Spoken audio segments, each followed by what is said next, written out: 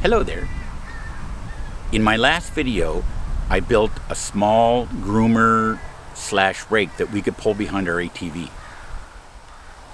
I've been very pleased with the design, and again, I'll put a link in the description to Homesteadonomics, where I got the design idea. Since that video, I've been playing with adding various weights so I can adjust how aggressively the rake engages the soil. And I've settled on no weight, like you see here, 2 30-pound weights for a total of 60 pounds,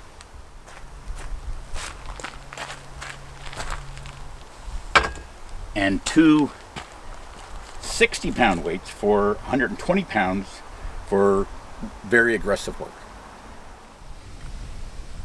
But I did have a little problem when using the heavier weights.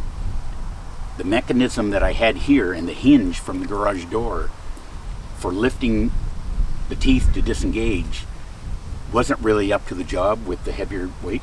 So I've cut it off and I'm going to build another system that's more robust. So what I've done is I've made 2 hinges instead of one, and I've made them from 1/4 inch angle, which should be much stronger. I need to pick up a couple more of these.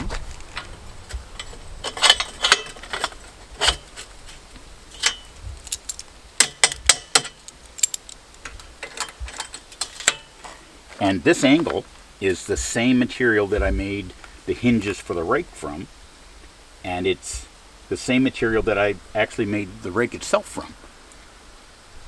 It may prove to be a little light for the rake, but so far there's been no issues, so we'll see. So now I'll do a little bit of welding and add a little bit of paint, and then I'll bring you back and we can try this out together.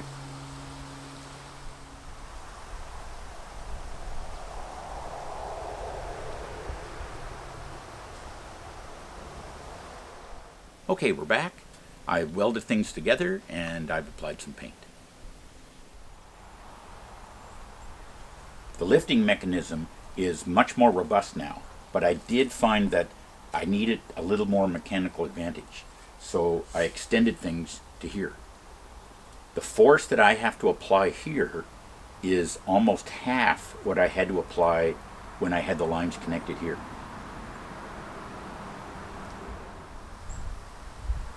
I also added support, so the axle would be supported on both sides of each wheel.